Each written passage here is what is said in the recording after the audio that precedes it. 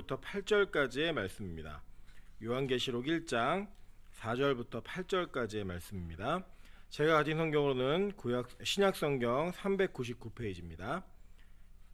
요한계시록 1장 4절부터 8절까지의 말씀, 저와 여러분이 한 절씩 교독하도록 하겠습니다. 요한계시록 1장 4절부터 8절까지 말씀입니다.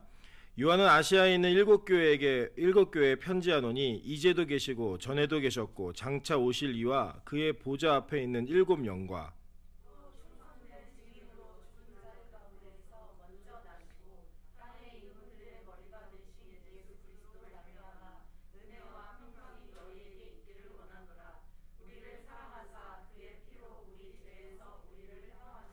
그의 아버지 하나님을 위하여 우리를 나라와 제사장으로 삼으신 그에게 영광과 능력이 세세토록 있기를 원하노라. 아멘.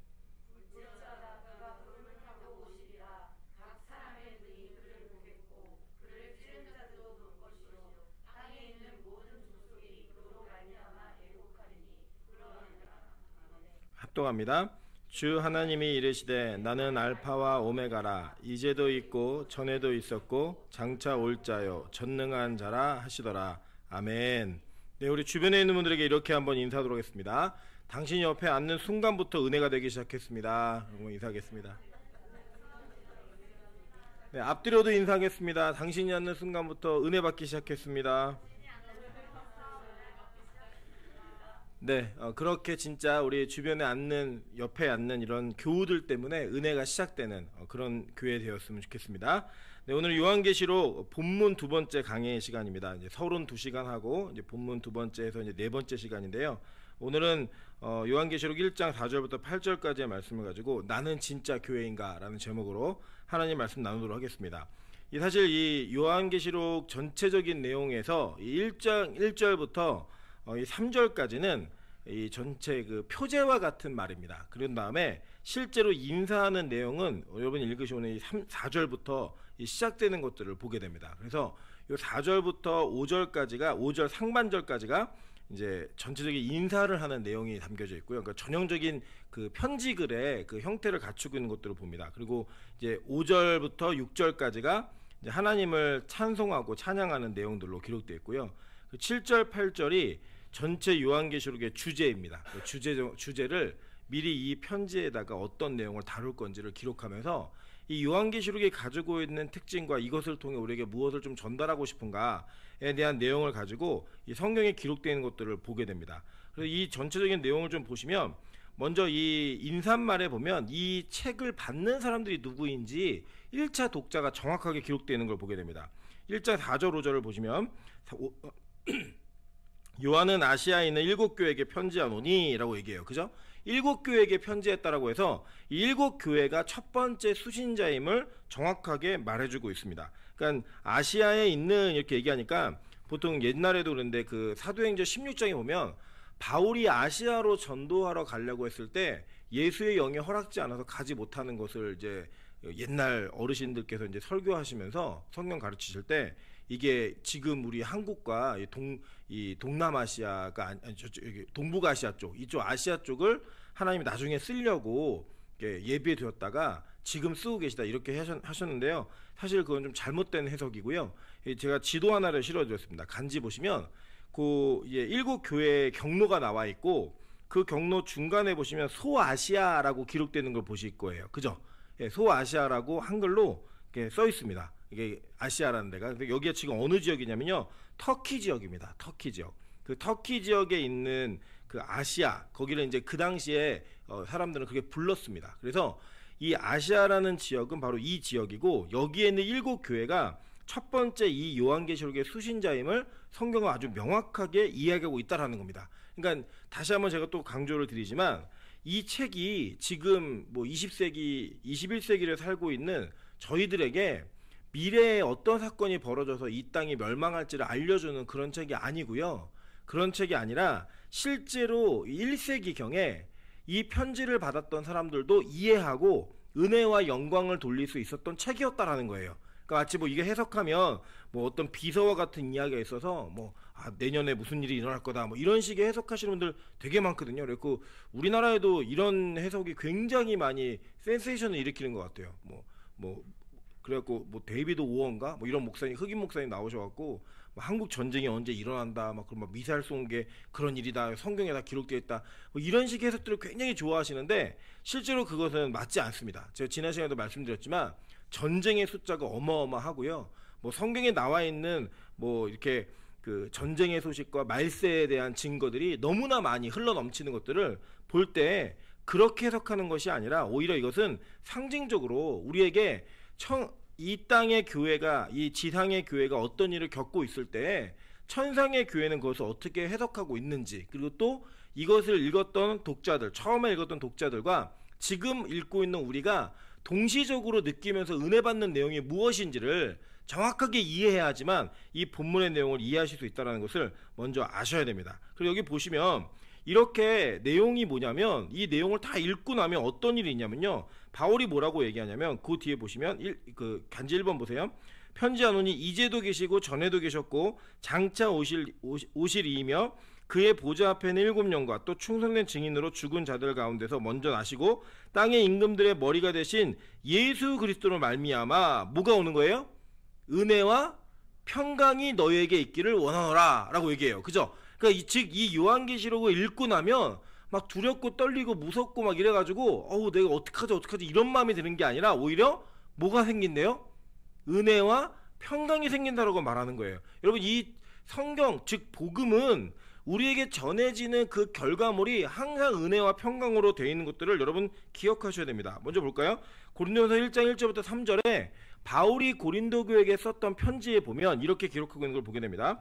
하나님의 뜻을 따라 그리스도 예수의 사도로 부르심을 받은 바울과 형제 소스데네는 고린도에 있는 하나님의 교회 곧 그리스도 예수 안에서 거룩하여지고 성도라 부르심을 받은 자들과 또 각처에서 우리의 주 곧 그들과 우리의 주 되신 예수 그리스도의 이름을 부르는 모든 자들에게 하나님 우리 아버지와 주 예수 그리스도로부터 뭐가 있기를 원한다고요?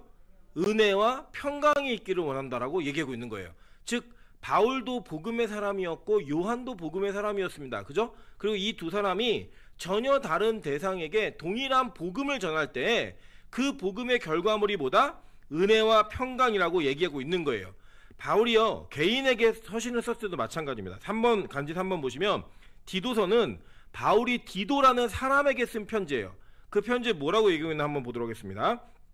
하나님의 종이요 예수 그리스도의 사도인 나 바울이 사도된 것은 하나님이 택하신 자들의 믿음과 경건함에 속한 진리의 지식과 영생의 소망을 위함이라. 이 영생은 거짓이 없으신 하나님이 영원 전부터 약속하신 것인데 자기 때에 자기의 말씀을 전도로 나타내셨으니 이 전도는 우리 구주 하나님이 명하신 대로 내게 맡기신 것이라. 같은 믿음을 따라 나의 참 아들 된 디도에게 편지하노니 하나님 아버지와 그리스도 예수 우리 구주로부터 은혜와 평강이 내게 있을지어다 라고 얘기해요. 그죠? 그러니까 즉 바울은 이 복음이 교회에게 전해지든 개인에게 전해지든 이 복음을 수렴하고 복음을 영접하는 자들에게 나타난 동일한 현상이 뭐냐면요, 바로 은혜와 평강이 있을 거라고 얘기하고 있는 거예요. 즉 복음은 우리를 두렵고 힘들고 어렵게 만드는 것이 아니라 우리가 어떤 상황에 있든 어떤 환경에 있든 간에 그것들로 말미암아 이 복음이 우리에게 주는 평강과 은혜, 그것이 우리에게 나타난다라고 성경은 얘기하고 있다는 겁니다. 마찬가지예요. 빌레몬에게 편지를 쓴 것이 빌레몬서입니다. 빌레몬서 1장 1절부터 3절에 보시면 그리스도 예수를 위하여 갇힌 자 된 바울과 및 형제 디모데는 우리의 사랑을 받는 자여 동역자인 빌레몬과 자매 아비아와 우리와 함께 병사된 아키뽀와 내 집에 있는 교회에게 편지하노니 하나님 우리 아버지와 주 예수 그리스도로부터 은혜와 평강이 내게 있을지어다. 이렇게 얘기하고 있다는 거예요. 이 사실 이 빌레몬은요 굉장히 그 마음이 좀 힘든 사람이었습니다. 왜냐하면 이 바울이 빌레몬을 쓴 내용을 잘 읽어보시면 왜 이 빌레몬서를 썼냐면요, 그 감옥에 있다가 오네시모라는 사람을 만나는데 대화하다 보니까 이 오네시모가 빌레몬이라고 하는 자기가 알고 있었던 동역자의 집에서부터 도망친 노예였다라는 거예요. 그래서 이 노예를 좀 이렇게 용서해주고 용납해줘라 라는 내용으로 이 편지를 쓰는 거예요. 그 이 편지를 쓰는 사람 바울이었고 받는 사람은 빌레몬이었는데, 빌레몬은 어떤 입장이었냐면 자기 집에 노예가 없어진 거예요. 도망간 거예요. 그러니까 여러분, 이게 얼마나 좀 자존심도 상하고 힘든 일이겠어요. 예를 들면 여러분이 이렇게 사업체를 운영하시는데 자꾸 직원들이 나가는 거예요. 도망가고 없어지고 잠적하고 이러면 이 사업이 안 되는 것도 있겠지만 자기 자신에게 느끼는 조금 자괴감도 있지 않겠습니까? 아, 내가 좀 이렇게 인격이 좀 모자란가? 내가 뭘 못해주지? 왜 자꾸 도망가지? 이런 느낌이 들겠죠. 그 사람에게 이 복음에 대한 내용을 얘기하면서 상황적인 어려움이 있는 자에게 복음을 전달하면서 그가 얘기하는 것이 뭐냐면, 이 복음으로 인해 너에게 뭐가 있기를 원한다고요?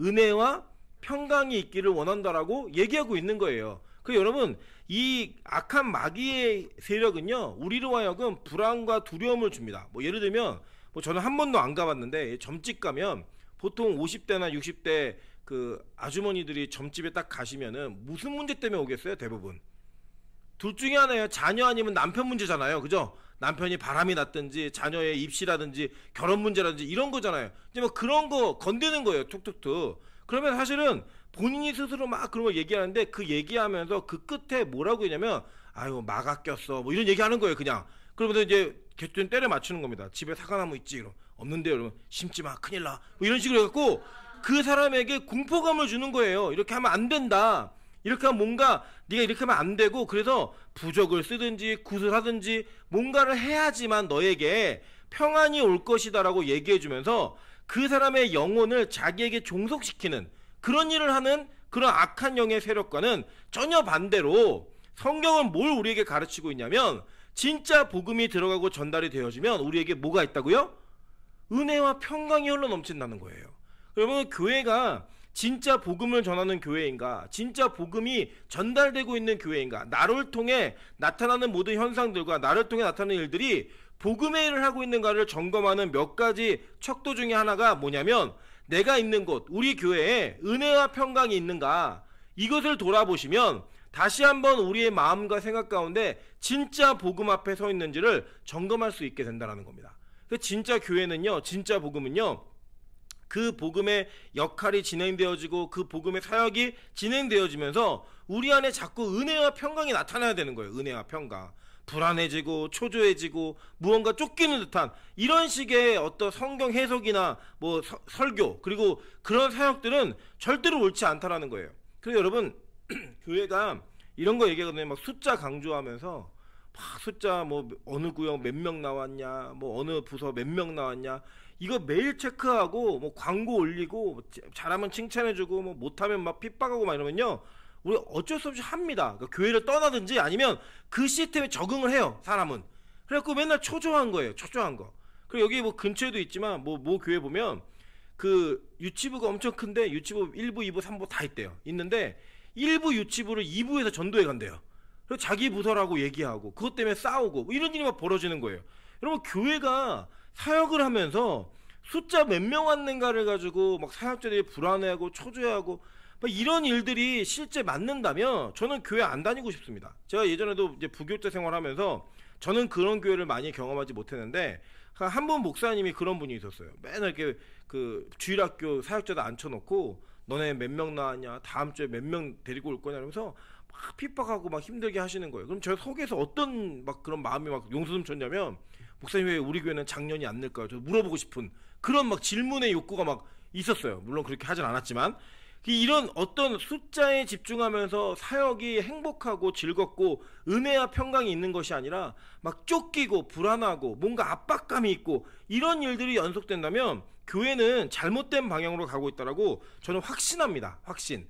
그래서 저는 적어도 우리 안에 다른 일들, 예를 들어 말씀에 헌신하지 않고 말씀에 순종하지 않고 교회에 대한 어떤 애정이 약해서 느끼는 부담감, 이런 건 당연히 느끼셔야죠. 그러나 본질이 아닌 것들 때문에, 여러분이 복음이 아닌 것들 때문에 느끼는 불안감은 다 제어할 수 있는 그런 교회여야 된다는 거예요. 제가 이번 주간에도, 저희가 지난 주간에도 이렇게 금식 기도표를 붙이고 서로 기도해주고 이렇게 일을 했는데, 어떤 분이 좀 그런 눈치를 보시더라고요. 이게 자기가 안 했는데 이게 좀 어려운 거 아닌가, 개인 카톡으로 보내셔갖고 제가 좀 많이 힘들었습니다. 왜 힘들었냐면 그런 의도가 전혀 아니었거든요. 그런 의도가 아니고 그냥 우리가 서로 같이 기도하자는 의도예요. 못하시는 분은 못하시는 사정이 있겠죠. 그게 개인적인 뭐 어떤 어려움이 있든 간에 뭐 환경이 어렵든 간에 못하시는 사정이 있는 분은 절대 그것 때문에 어떤 행위를 하지 않는다라고 해서 그걸 막 힘들게 하고 어렵게 하고 막 쪼고 이런 게 절대 아니라는 거예요. 왜냐? 복음은 그렇게 해서 움직이는 것이 아니라 하나님의 은혜와 때가 되면 자연스럽게 우리 안에 그런 일들이 나타나게 된다는 거예요. 나타나게 자연스럽게. 그래서 전혀 그런 거에 부담을 갖지 않으셔도 됩니다. 결국 이 요한계시록이 얘기하고 있는 건 뭐냐면 지금 이 뒤에 일어나는 일들이 엄청난 일들이 많이 기록되어 있어요. 막 어마어마한 환상과 계시를 그가 수렴하고 그것을 통해 기록한 내용들이 우리에게 전달될 때 해석을 하다 보면 와 이런 일도 있구나 막 이런 내용들이 있거든요. 근데 결국 그 모든 내용이 우리에게 전달하는 진짜 의미는 뭐냐면 은혜와 평강이 있어야 되는 거예요. 그게 없으면 여러분 요한계시록을 잘못 읽으신 거예요. 그래서 이제 이 말씀을 하나하나 풀어가시면서 더 은혜와 평강이 있으셨으면 좋겠습니다. 결론은 이거예요.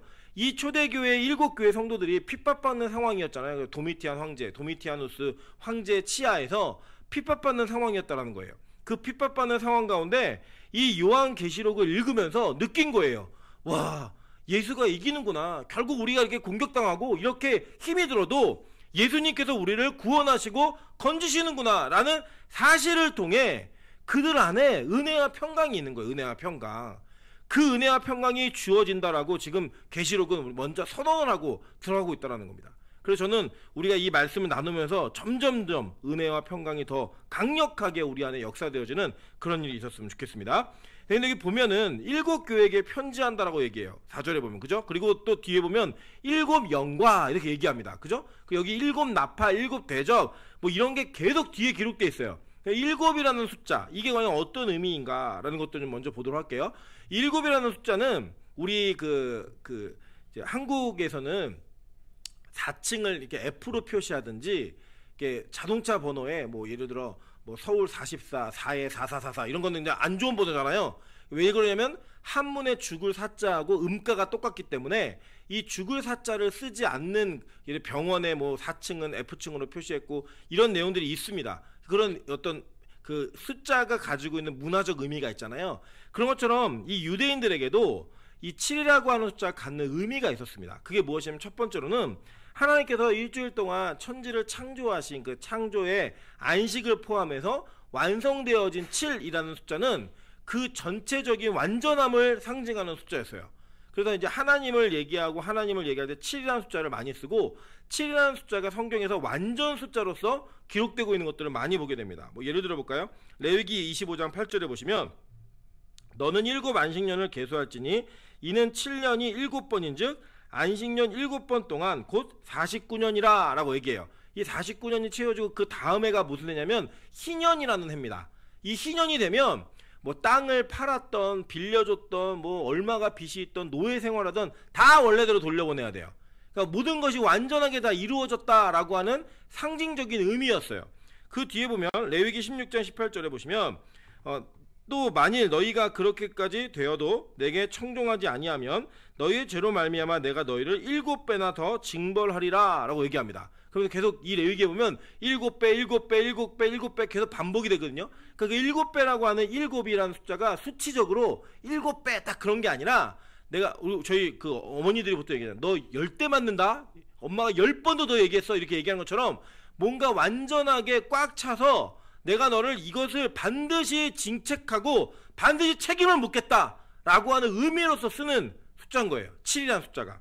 그래서 여기 보면은 마태복음 18장 21절부터 22절 보면 베드로가 예수님에게 이런 질문을 합니다. 예수님, 형제가 죄를 범하면 몇 번 용서해 줄까요? 7번 할까요? 이렇게 얘기해요. 그러니까 7번이라는 숫자는 제가 진짜 많이 용서해 줄게요. 꽉 채워서 용서해 줄까요? 이런 개념이에요. 그래서 예수님이 뭐라고 얘기하시냐면 예수께서 이르시되 내게 이르노니 7번뿐 아니라 7번의 70번까지라도 할지니라. 그러면 이제 491번째는 반드시 복수해라. 이게 아니라 완전하게 용서하는 거예요.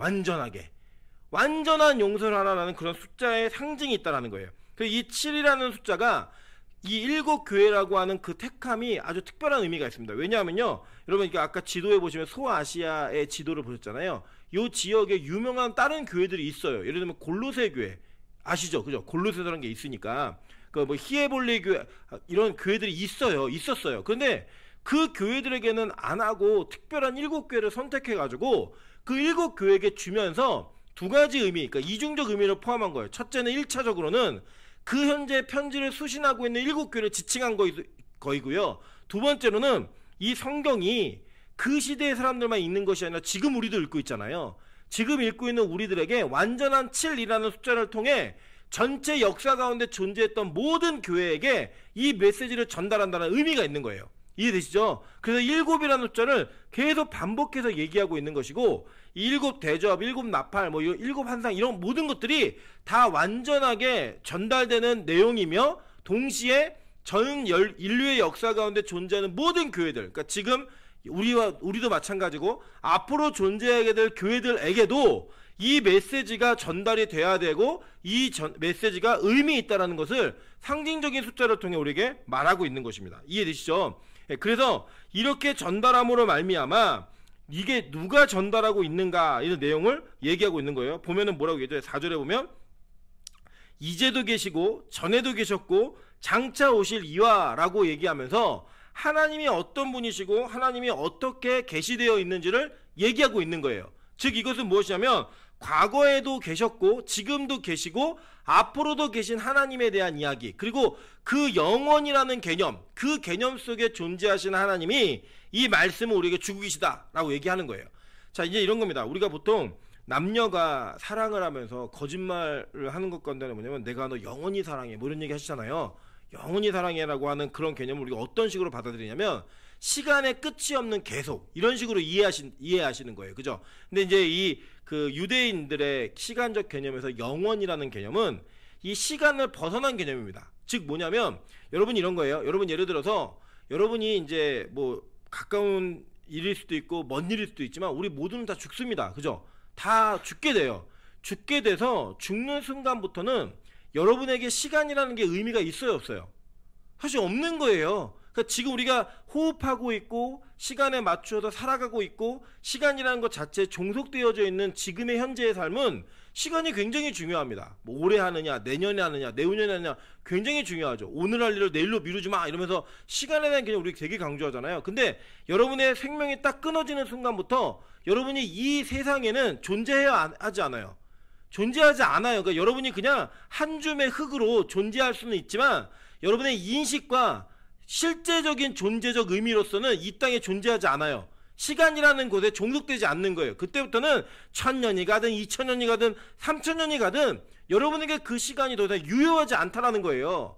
그것을 성경적인 개념으로는 영원이라는 개념으로 씁니다.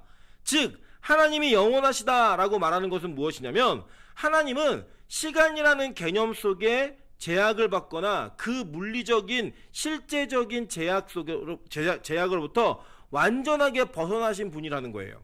그래서 그분에게는 과거도 현재고 지금도 현재고 앞으로도 현재예요. 그리고 그것을 영원이라고 얘기합니다. 그래서 아주 유명한 신학자 가운데 어거스틴이라는 사람은 뭐라고 얘기하냐면 이런 관점으로 영원한 현재라는 단어를 써요. 현재를. 영원한 현재. 말이 안 되죠. 그죠? 현재는 우리는 몇 분 몇 초 하는 데가 쑥 지나가 버리잖아요. 근데 이 어거스틴은 뭐라고 했냐면 영원한 현재, 그리고 과거는 뭐라고 얘기했냐, 기억되는 현재라고 얘기했어요. 그럼 미래는 뭐라고 얘기했냐면 기대되는 현재라고 말해요. 그래서 그냥 하나님께는 모든 게 다 현재예요. 현재. 예전도 현재고 지금도 현재고 앞으로도 현재예요. 그래서 제가 가끔 말씀드리잖아요. 하나님이 예정한 사람은 이미 구원받은 거라고. 그죠? 과거에 뭐 여러분이 주님을 부인하고 뭐 십자가를 밟고 다니고 교회를 욕하고 다녔어도 하나님의 관점에서는 그 기대되는 미래가 현재이기 때문에 그 사람은 어떤 사람이에요? 구원받은 사람인 거예요. 지금 여러분이 실수하고 실패하고 좌절되어 있어도 그가 구원받기로 작정되어진 기대되는 미래, 기대되는 현재가 있는 사람이면 지금 이 사람은 영원한 현재 속에서 구원받은 사람이라고 성경은 우리에게 가르치고 있는 겁니다. 즉 하나님은 어떤 분이시냐, 미래, 현재와 과거를 막론하지 않고 존재하셨던 분이고 그 존재하신 분께서 여러분에게 지금 이 메시지를 전달하고 있다라고 성경 우리에게 명확하게 가르치고 있는 거예요. 자 보세요. 계시록 1장 4절에서 이 내용이 기록되어 있죠. 이제도 계시고 전에도 계셨고 장차 오실 이며 라고 얘기할 때 이 장차 오실 이라는 헬라어가 엘코마이라는 단어인데 이게 현재 분사형으로 써갖고 원래 직역을 하면 어떤 내용이냐면 지금 오고 계시는 하나님이에요. 오고 계시는 하나님이 지금 이것을 너에게 말하고 계시다 라고 얘기하는 거예요. 그러니까 여러분 종말은요 먼 미래에 있는 게 아니라 지금도 진행되어지고 있으면서 여러분에게 점점 다가오고 있는 거예요. 점점. 여러분 이것에 대한 긴박감을 느끼셔야 됩니다. 긴박감. 우리 가끔 그럴 때 있잖아요. 여러분 그 롤러코스터 타보셨습니까? 청룡열차, 88열차 이런 거 있잖아요. 저는 그런 거 되게 좋아하는데 그거 타면은 이 열차가 높은 꼭대기까지 올라가서 에너지를 이렇게 높이 쌓아가지고 그 에너지를 떨어뜨리면서 보존해가고 계속 그걸로 움직이는 거잖아요. 근데 우리가 올라갈 때 덜컹 그리고 올라갈 때 그 앉아있으면 막 그 기대감이 되면서 막 떨리고 막 긴박감이 있고 막 있죠. 근데 끝에 맨 꼭지점에 올라갔을 때 그때 올라갈 때까지 소리가 덜컹 나면서 어느 순간 소리가 딱 멈춰요. 그래도 훅 떨어질 때 느낌 아시죠? 막 쭈뼛 서고 막 쉬고 막 오줌이 나올 것 같고 막 이런 느낌 있잖아요. 그런 느낌에 올라갈 때까지 그 긴박감, 거기 올라가면서 그 스릴이 계속 있는 거예요. 끝에까지 아직 안 갔는데 올라가고 있기 때문에 느끼는 긴박감 있잖아요. 그 긴박감이 지금 오늘 종말을 기다리고 다가오는 예수 그리스도를 기대하는 삶을 살아가는 저와 여러분의 기대감이어야 된다는 거예요. 물론 이제 그것을 이제 좋아하지 않는 분들은 좀 어려울 수 있겠지만 저는 그 되게 좋기 때문에 빨리 올라가는 게 막 기대거든요. 막 덜컹 소리 나면서 이게 끌려 올라갈 때 드디어 시작되는구나. 드디어 시작되는 막 이런 기대감이 있어요. 그런 기대감처럼 우리가 종말을 기다리며 매일매일의 삶을 살아가는 긴박감을 가지고 살아가야 된다고 성경 우리에게 이 단어를 통해서도 가르치고 있는 겁니다. 동시에 뭘 얘기하냐면 예전에 이 내용이 뭐냐면요. 출애굽기 3장 13절부터 14절에 보시면 이 모세가 하나님께 물어요. 뭘 묻냐면 이제 이런 겁니다. 하나님이 모세 보고 야 너 가서 내 백성 건져와 그랬더니 하나님 제가 뭔데 가요 이제 얘기하면서 하나님이 막 이렇게 설명해 주니까 그러면 하나님 내가 가가지고 그 사람들이 하나님 이름이 뭐냐고 물으면 뭐라고 얘기할까요? 라고 하나님의 이름을 물어요. 그때 하나님이 대답하시는 장면이에요. 어떤 장면이냐면 이런 겁니다. 보면 간지 보시면 모세가 하나님께 아뢰되 내가 이스라엘 자손에 가서 이르기를 너희의 조상의 하나님이 나를 너에게 보내셨다면 그들이 내게 묻기를 그의 이름이 무엇이냐 하리니 내가 무엇이라고 그들에게 말하리까 하나님이 모세에게 이르시되 나는 스스로 있는 자이니라 라고 얘기해요. 영어로 이걸 표현하면 I am who I am이에요. 그러니까 나는 스스로 있는 자야. 그냥 나는 있는 자야. 너희가 뭐 인식하고 알고 이래서가 아니라 내 이름 자체가 나는 스스로 있는 자다라고 선언을 해버리는 거예요. 이게 나중에 이게 어디에 또 계속 나오냐면 요한복음에 이제 7번 나는 뭐뭐다 얘기하는 거 있잖아요. 이 표현이에요. 내가 나를 얘기하면서 내가 어떤 존재, 에고 에이미라는 헬라어인데 내가 어떤 존재인지를 계속 얘기해 주는 거예요. 그 존재하시는 그 얘기를 할 때 첫 번째 모세를 통해서 말씀하신 내용이 나는 스스로 있는 자라는 거예요. 그러니까 시간의 제약을 받거나 어떤 발생의 원인이 있거나 뭔가 출발한 것으로 인해서 내가 파생되어진 존재가 아닌 나는 원래 그대로 있었고 나는 그것들과 전혀 상관없이 인과관계 없이 존재하는 자야 라고 하는 것을 얘기하시는 거예요. 이게 여러분 어마어마한 내용입니다. 창조도 내가 있고 창조 전에도 나는 존재했고 너희가 생각하는 어떤 그 생각을 넘어선 그 시점부터 하나님은 시점이라는 단어도 사실 제약이에요. 왜냐면 시간도 이게 피조물이기 때문에 그 시간이 없는 영원 속에 존재하셨던 분 스스로 존재 그분이 바로 하나님이시라는 거예요. 이사야 41장 1절부터 4절에 이렇게 얘기합니다. 섬들아 내 앞에 잠잠하라. 민족들아 힘을 새롭게 하라. 가까이 나오라. 그리고 말하라. 우리가 서로 재판의 자리에 가까이 나가자. 누가 동방에서 사람을 깨워서 공의로 그를 불러 자기 발 앞에 이르게 하였느냐. 열국을 그의 앞에 넘겨주며 그가 왕들을 다스리게 하되 그들이 그의 칼에 티끌 같게 그의 활에 불리는 초계 같게 하매 그가 그들을 쫓아가서 그의 발로 가보지 못한 길을 안전히 지났나니 이 일을 누가 행하였느냐. 누가 이루었느냐.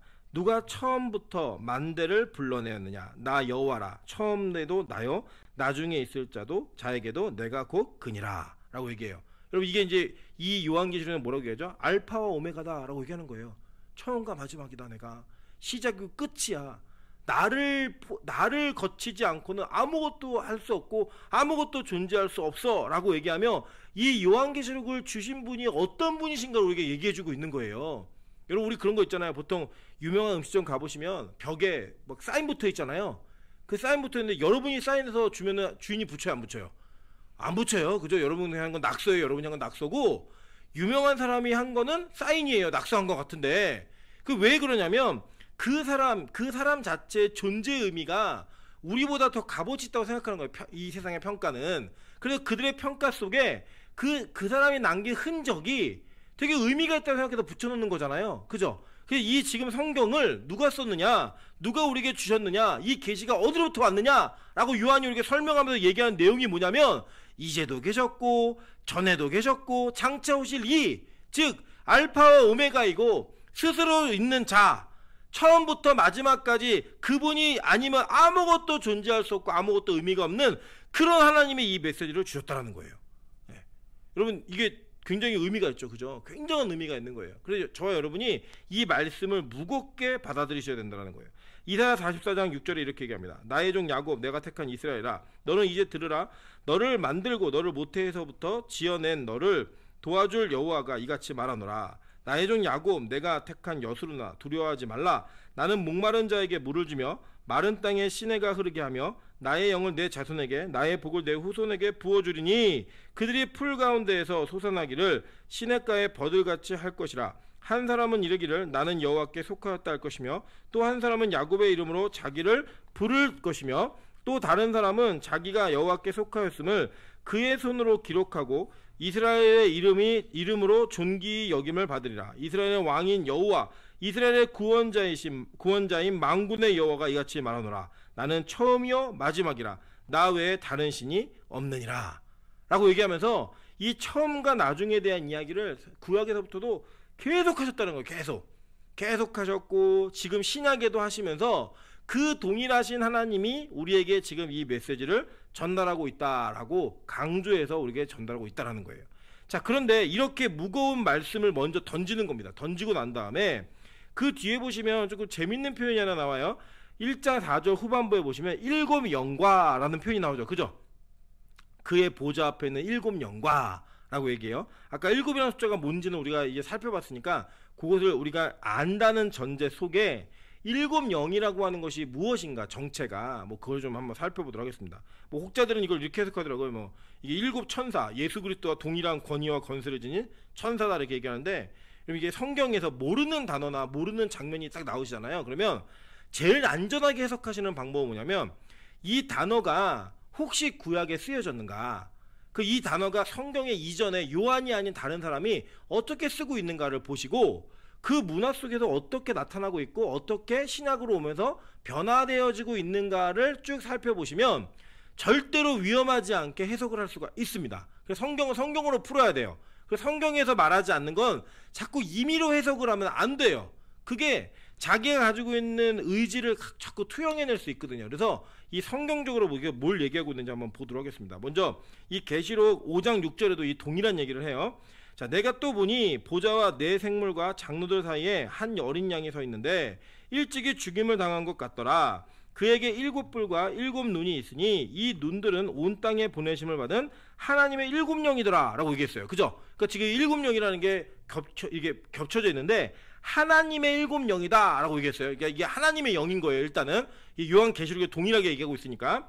자, 그리고 스가랴서 4장 1절부터 10절을 보겠습니다. 왜냐하면 이 유대인들, 특별히 유대 구약 성경 아는 사람들은요, 이 일곱 영과 그러면 딱 떠오르는 본문이 스가랴 4장 1절부터 10절이에요. 자, 이제 이 전체 내용을 먼저 그림으로 요약을 하면 간지 가운데 있는 그림입니다. 이 그림에 보시면 이게 뭐냐면 가운데 등잔이 있죠. 이 등잔은 성막 안에 있었던, 이 성소 안에 있었던 이 기구들 중에 입구에 들어가면은 왼쪽 편에 있었던 등잔이 바로 이 등잔이에요.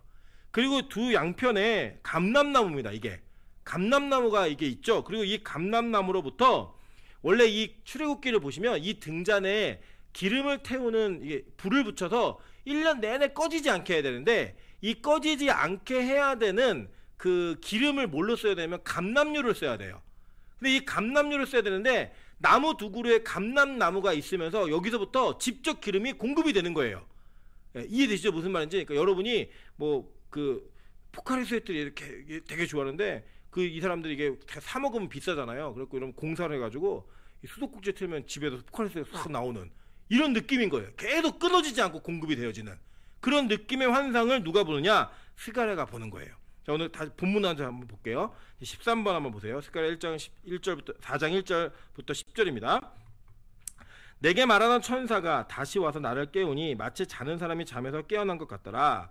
그가 내게 묻되 내가 무엇을 보느냐? 그러니까 환상을 본 거예요. 내가 대답하되 내가 보니 순금 등잔대가 있는데 그 위에 기름 그릇이 있고 또 기름 그릇 위에 7 등잔이 있으며 그 기름 그릇 위에 있는 등잔을 위해서 7 관이 있고 그 등잔대 곁에 2 감람나무가 있는데 하나는 그 기름 그릇 오른쪽에 있고 하나는 그 왼쪽에 있나이다. 자, 그림 보이시죠? 아까 그림 보이시면 다시 그 등잔대 위에 기름 그릇이 있고 기름 그릇에 관이 이렇게 있어서 이 감람나무로부터 직접 감람류가 제공이 되어지는 이 환상을 지금 보고 있는 거예요. 스가랴가. 그랬더니 하고 내게 말하는 천사가 또 물어 이르되 천사에게 물은 거예요. 이게 내가 환상을 보는데 이게 또 무슨 뜻이에요? 물은 거예요. 그랬더니 내게 말하는 천사가 대답하여 이르되 내가 이것들이 무엇인지 알지 못하냐므로 내가 대답하되 내 주여 내가 알지 못하나니 그가 내게 대답하여 이르되 여호와께서 스룹바벨에게 하신 말씀이 이러하니라. 만군의 여호와께서 말씀하시되 이는 힘으로 되지 아니하며 능으로 되지 아니하고 오직 나의 영으로 되느니라 라고 얘기했어요. 자, 이거를 잠깐 좀 집중해 보실게요. 원래 이 등잔대는 어디에만 존재하는 거냐면 성막 안에서만 존재하는 거예요. 이 성막 안에서만 존재하기 때문에 이 성막 안에 있는 등잔대를 꺼뜨리지 않는, 이 불을 꺼뜨리지 않고 관리하는 게 누구의 직분에, 어떤 직분을 가진 사람들의 의무였냐면 제사장들의 직분이었어요. 여러분 한번 성경 보실게요. 어디 보시냐면 뒤에 있는데 20번 보세요. 20번 먼저.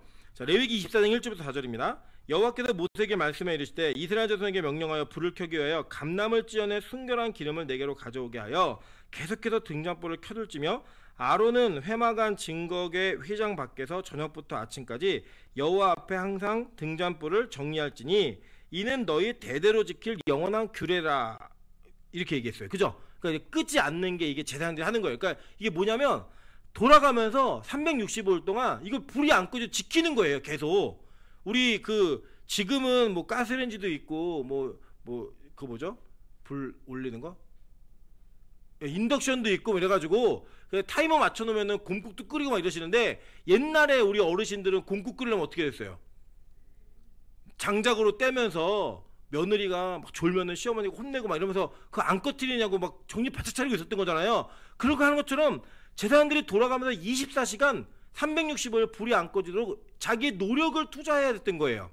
근데 지금 이 환상은, 이 스가랴가 본 환상은 그런 환상이 아니라 내용이 뭐냐면 인간의 힘으로 하는 게 아니라 하나님의 영으로 하는 것. 즉 감람나무에서부터 계속 기름이 공급됨으로 말미암아 인간이 굳이 어떤 노력을 하지 않아도 이것이 된다라고 하는 것을 보여주는 거예요. 근데 그게 나의 영, 즉 하나님으로부터만 가능하다라는 거예요. 그리고 여러분 구약에서요, 이 인간이 대부분 대화 나누면서 봤던 천사들은 예수 그리스도라고 이해하시면 거의 틀리지 않아요. 그러니까 예를 들면 야곱이 천사와 씨름했잖아요. 우리 천사와 씨름했다고 얘기했는데 결국에 호세아서에 가면 누구랑 씨름한 거예요? 하나님과 씨름했잖아요. 하나님과. 그래서 이스라엘이라는 이름의 뜻이 뭐라고 했어요? 하나님이 이기셨다라고 해서 하나님이 헌덧벌을 뿌려서 이긴 걸 내용에 가르쳤던 걸 기억하시죠? 그죠? 못하셔도 됩니다. 어쨌든 그냥 이게 믿으시면 돼요. 제가 거짓말 안 하니까 증거가 다 남아있으니까. 그래서 이것이 뭐냐면 이 하나님의 영, 그 성령으로 말미암아 가능한 일이다 라고 얘기하는 거예요. 그게 뭐냐? 스룹바벨이 뭘 했었냐면요, 성전을 재건하는 중이었어요. 성전 포로 귀환 이후에. 근데 이 성전의 재건이 이 페르시아 왕이 애굽을 손봐주려고 막 이렇게 오면서 이 주변에 있는 나라들이 막 시샘해가지고 이 성전을 못 짓게 방해를 해서 성전 건축이 멈췄어요. 이 멈춘 상태에서 스가랴에게 이 환상을 보여주면서 야, 이거 니들 힘으로는 못해. 근데 내가 너희에게 힘을 주어서 나의 영이 너에게 임함으로 말미암아 이 일이 가능하게 될 거야 라고 하는 성전에 대한 개념을 가르치고 있는 내용인 거예요. 이 환상이. 자, 그러니까 이제 보면 이런 거예요. 그 뒤에 보면 큰 산아 내가 무엇이냐, 내가 스룹바벨 앞에서 평지가 되리라 라고 얘기하는 거예요. 이거 많이 쓰시죠? 우리가 불가능한 일이 있을 때 뭐 사나 네가 뭐야 평지가 돼 라고 얘기했던 이 스룹바벨의 이야기가 바로 이런 근거와 배경으로부터 나온 거예요. 그럼 얘기하는 겁니다. 내가 스룹바벨 평지가 되리라. 그가 머릿돌을 내놓을 때 무리가 외치기를 은총이 그에게 있을지어다 하리라 하셨고, 여호와의 말씀이 또 내게 임하여 이르시되 스룹바벨의 손이 이 성전의 기초를 놓았은즉 그의 손이 또한 그 일을 마치리라 하셨나니, 그러니까 걱정하지 마, 이거 젖을 거야 라는 내용인 거예요. 그러니까 스가랴가 이걸 보고, 이 환상을 보고 깨달아서 백성들에게 선포하는 거예요. 야, 니들 힘으로 짓는 거 아니라 하나님이 너희들로 하여금 이거 짓게 하신다 그랬어. 스룹바벨이 시작했는데 스룹바벨이 이거 마칠 거야. 이 시대에 마칠 거니까 걱정하지 말고 일어나서 성전 짓자 라는 내용인 거예요. 이게 하나님이 하시는 거니까. 그 뒤에 보세요. 그들이 마치려 하셨느니 만군의 여호와께서 나를 너희에게 보내신 줄을 내가 알리라 하셨느니라. 작은 일의 날이라고 멸시하는 자가 누구냐? 사람들이 스룹바벨의 손에 다림줄이 있음을 보고 기뻐하니라. 이 일곱은 온 세상에 두루다니는 여호와의 눈이라 하니라. 그죠? 그러니까 이 처음에 눈이 여호와의 눈과 일곱을 연결지었던 것은 스룹바벨이 환상을 봤던 구약의 내용이었고, 이 구약의 내용을 가지고 지금 요한이 재인용을 하고 있는 거예요. 즉 구약을 알고 있었던, 즉 이 스가랴서를 알고 있었던 유대인들은 일곱 영이다 라고 얘기하면 제일 먼저 떠오르는 본문이 뭐라고요? 바로 이 스가랴 4장인 거예요. 그리고 이게 뭔지도 아는 거예요. 이제 신약은.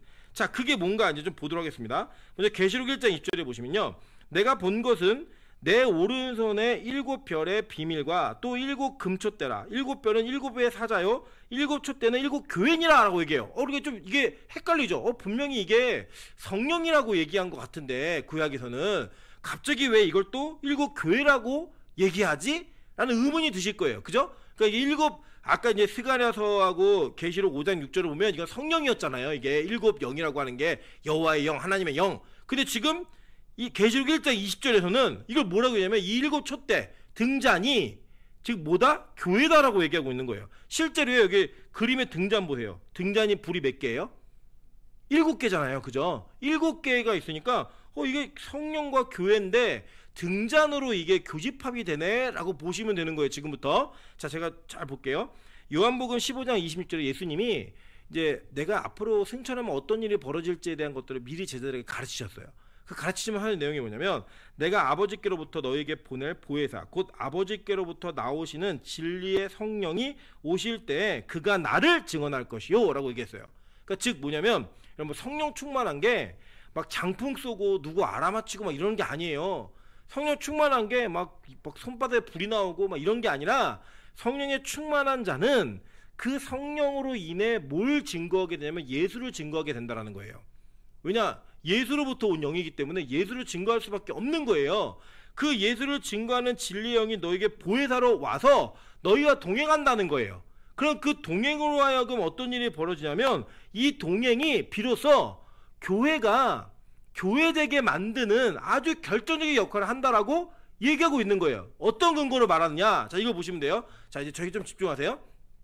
구약에 보시면 출애굽기에 성막을 만드는 장면이 나와요. 그죠? 성막을 다 완성을 해요. 완성하는데 이 성막 안에서 드려지는 행위, 즉 제사는 반드시 뭐가 있어야 되냐면 불이 있어야지 제사를 드릴 수가 있어요. 그죠?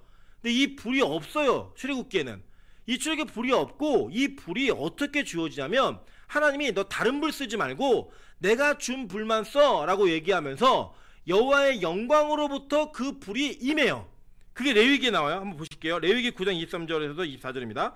모세와 아론이 회막에 들어갔다가 나와서 백성에게 축복하며 여호와의 영광이 온 백성에게 나타나며 불이 여호와 앞에서 나와 제단 위에 번제물과 기름을 사른지라. 이 불만 가지고 예배를 드려야 되는 거예요. 근데 나답과 아비후가 다른 불을 가져가 예배드리다 죽었어요. 이 불은 하늘로부터 온 불이에요. 여호와로부터 나온 불이라고요. 이 불 아니고선 다른 불로 절대 예배할 수가 없었어요. 그런데 이 성막이 완성되고 불이 내린 이후부터는 여기서 어떤 행위가 벌어지는 거냐면, 번제물을 태워서 자기의 죄를 회개하고 용서받는 일이 벌어진 거예요. 불이 없으면 안 돼요. 그리고 이 성막이 그렇게 850년 동안 존재합니다. 그 850년 뒤에 솔로몬에 의해서 성전이 지어져요. 이 성전이 지어진 이후에 똑같은 일이 벌어집니다. 역대하 7장 1절에 보시면 역대하 7장 역대상인가? 역대상이에요. 죄송해요. 역대상이에요. 역대상 하 맞아요? 네, 역대하 7장 1절. 솔로몬이 기도를 마침에 불이 하늘에서부터 내려와서 그 번제물과 제물들을 사르고 여호와의 영광이 그 성전에 가득하니 라고 얘기해요. 즉 뭐냐면 솔로몬이 성전을 짓고 나서도 성막이 끝난 이후에 성전 시대에도 동일하게 성전을 짓는 거 다 마치고 나니까 하늘로부터 뭐가 내려왔어요? 불이 내려와서 그 성전에서 예배 드릴 때에는 이 불만 사용하게 되어 있었던 거예요. 즉 성막이 온전한 역할을 감당하기 위해서는 뭐가 필요했다? 불이 필요했고 그 불은 어디로부터 왔다? 하늘로부터 왔다는 거예요. 그게 교회인 거예요. 그 교회. 근데 이 일이 어떻게 벌어지냐? 사도행전 2장 1절부터 4절에 보시면 오순절 날이 이름에 그들이 다 같이 한 곳에 모였더니 호련히 하늘로부터 급하고 강한 바람 같은 소리가 있어 그들이 앉은 온 집에 가득하며 마치 불의 엿처럼 갈라지는 것들이 그들에게 모여 각 사람 위에 하나씩 임하여 있더니 그들이 다 성령이 충만함을 받고 라고 얘기해요. 즉 뭐냐? 이 하늘로부터 오순절날 다락방에 모여서 120문도가 기도하고 있을 때 하늘로부터 불이 내려와갖고 각 사람 불의 여가 뭐냐면 이렇게 불꽃이 막 피면은 막 혀처럼 이렇게 갈라지는 게 있잖아요. 그게 각 사람 위에 불이 임했다는 거예요. 그 불이 임함으로 말미암아 그들에게 성령이 임재했다라는 확실한 가시적인 시그널이 있었던 거예요. 하늘로부터 온. 그죠? 근데 그게 뭘 의미하느냐? 자 보시면 고린도전서 3장 16절에 보시면요. 너희는 너희가 하나님의 성전인 것과 하나님의 성령이 너희 안에 계시는 것을 알지 못하느냐라고 얘기해요. 여러분 기억나시죠? 요한복음 2장에 예수님께서 성전의 종말을 얘기하세요. 이 성전 폐쇄시켜버려요. 성전 끝났어. 다 무너뜨려. 내가 다시 3일 만에 세울 거야 라고 얘기하시면서 예수님이 스스로 성전 되실 것을 얘기하셨어요. 그리고 그분이 우리 안에 내주하심으로 말미암아 우리가 뭐가 된 거예요? 성전이 된 거예요. 이제 보여줬던 성막이나 성전은 더 이상 중요하지 않아요. 뭐가 중요한가? 저와 여러분이 중요한 거예요. 우리가 성전인 거예요. 우리가 이 모임이 성전인 거예요. 교회 건물도 중요하지 않아요. 그냥 우리 자체가 성전인 거예요. 근데 이 성전에 뭐가 임해야 기능한다고요? 불이 임해야 기능한다고요. 불이 임해야 죄를 태워서 우리가 정결하게 되는 역사가 벌어지는 거예요. 즉 그 불이 어떻게 왔다?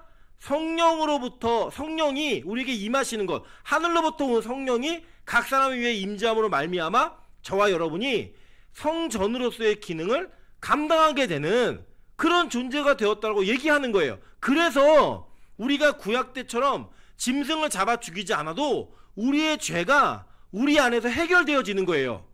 이해되시죠? 그게 바로 이 일곱 영이 교회를 얘기하기도 하고 이것이 성령을 상징하기도 하는 게 맞는 거죠. 그죠? 즉 교회에게 뭐가 임해야 진짜 교회가 된다고요?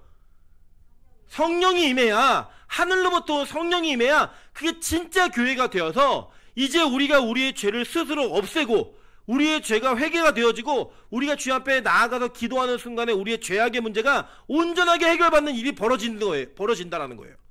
이게 바로 진짜 교회라고 가르치면서 보좌 앞에 있었던 일곱 영을 얘기하며 이것이 우리에게 무슨 의미가 되는지를 우리에게 전달하고 있는 거예요. 이거 구약을 아는 백성은 다 알았어요.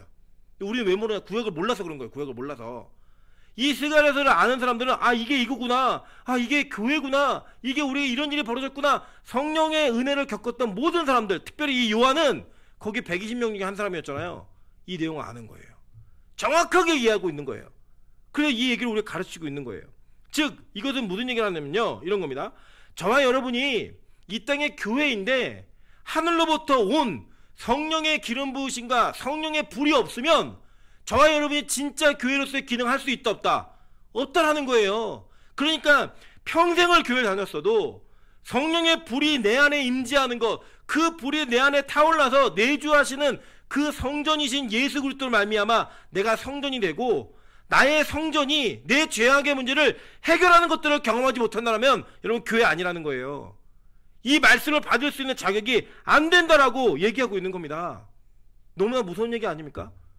여러분 그 전까지요 껍데기였던 이 성막과 성전은요 하늘로부터 불이 내려오지 않으면 아무것도 할 수 없었다니까요. 건물이에요 그냥. 여러분 사람이요 우리 예수 믿는다고 뭐 눈이 세 개예요? 눈이 5개? 그렇지 않잖아요. 똑같아요. 믿는 자나 믿지 않는 자나 우리 똑같은 육신의 기능을 갖고 살고요. 때때로는 우리보다 안 믿는 사람들이 더 건강할 때도 있고요. 더 훨씬 실질적인 능력이 뛰어날 수도 있어요. 그죠? 그런데 우리가 그들과 다른 본질적 가치로서 또 부여되어진 가치로서 우리가 그들보다 더 존귀한 존재가 될 수 있는 이유는 딱 한 가지예요. 하늘로부터 내려온 불, 그 성령의 임재를 따라 우리가 뭐가 되는 거예요? 성전이 되는 거예요. 거룩한 하나님의 집이 되는 거예요. 거룩한 하나님의 백성, 나라가 되는 거예요. 그 나라가 됨으로 말미암아 이 땅에서 우리가 어떤 죄악의 문제, 우리의 실수와 잘못과 죄의 문제가 우리의 발목을 잡더라도 그 성령의 불로 말미암아 태워버릴 수 있는 능력, 그 모든 죄가 깨끗하게 해결되는 능력이 나타나는 거예요. 이게 없으면요 맨날 죄의 족쇄 잡혀 사는 거예요. 맨날 자기를 정죄하는 악한 마귀의 음성과 그 세력에 밀려 살다가 그냥 그렇게 사는 거예요. 그냥 인간관계가 똑같이, 성전이 아니다가 똑같이 죄에 눌려서, 죄짐에 눌려서 거기에 질질 끌어다니면서 죄의식과 자책에 사로잡힌 그런 삶을 살아갈 수밖에 없는 거예요.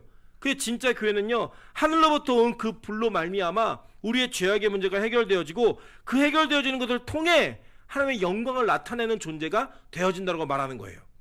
고린도후서 3장 17절 18절에 보면 이렇게 얘기합니다. 주는 영이시니 주의 영이 계신 곳에는 뭐가 있다고요? 자유가 있다는 거예요. 자유가. 그래서 우리가 자유함을 누리는 거예요. 우리가 다 수건을 벗은 얼굴로 거울을 보는 것 같이 주의 영광을 봄에, 이 주의 영광을 보다라는 단어가 카토트리조마예요. 이 단어의 뜻이 뭐냐면 반사시키다, 비추다예요. 즉 이건 뭐냐면 반사시켜 비추는 거울인 거예요. 거울. 우리는 우리 스스로 빛을 내는 존재가 아니고 우리는 우리 스스로 가치가 있는 존재가 아니라 하늘로부터 온 빛, 그들 반사함으로 말미암아 하늘로부터 부어진 성령의 그 빛이 우리를 통해 반사됨으로 말미암아 우리가 존재해 있는 가치, 그의 영광의 형상이 이르는 형상으로 변화된다는 거예요. 뒤에 읽어보세요. 그와 같은 형상으로 변화되어 영광에서 영광에 이르니 곧 주의 영으로 말미암음이니라. 이걸 얘기하고 있는 거예요. 이해되세요? 이게 요한계시록을 읽을 수 있는 자격, 즉 일곱 교회, 일곱 영, 그 영의 은혜를 덧입은 자들의 모습이라고 이 수신자를 얘기하면서 이 요한은 여기에다가 어마어마한 비밀들을 담아놓는 거예요. 이거를 구약의 성도는 다 알았다니까요. 구약을 믿었던, 구약을 읽었던 모든 성도들은 이걸 보면서 아 진짜구나, 내가 하나님의 성령 가운데 있어야겠구나, 내가 진짜 교회가 돼야겠구나 라고 얘기했다고요. 근데 여러분 지금 현실의 기독교는 어떻습니까? 그냥 주일날 와서 자다 가든 뭐 와서 그냥 시간 때우고 가든 자기의 낯을 내고 가든 어떤 다른 목적으로 오든 간에 그 오는 모든 사람들 다 교회라고 얘기해요. 우리가 그렇게 부릅니다. 그렇다고 뭐 제가 또 특별한 사람들이 너는 교회 아니야 구분할 수 없어요.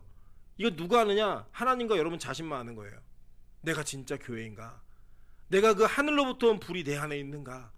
성령의 내주함과 임재하심을 느끼며 사는가? 이거에 대한 고민들을 해보셔야 된다는 거예요.